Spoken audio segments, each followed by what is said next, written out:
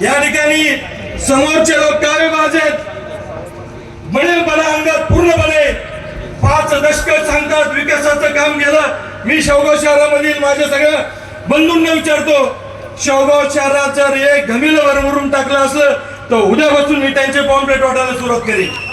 हे घमिलं वरवरून फक्त आपल्या स्वार्थासाठी तरी त्यांनी कमीत कमी गाव गाड्यामध्ये आणि खेड्यामध्ये जायला पाहिजे होतं आणि मत तरी मागायला पाहिजे होतं, पण मत मागायचं नाही।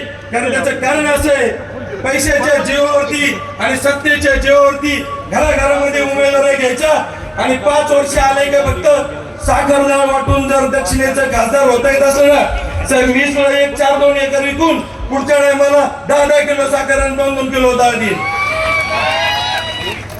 वेळेचं बंधन मित्रांनो, परत खेड्यात आल्यानंतर आपण गाव खेड्यात आल्यात बोलू।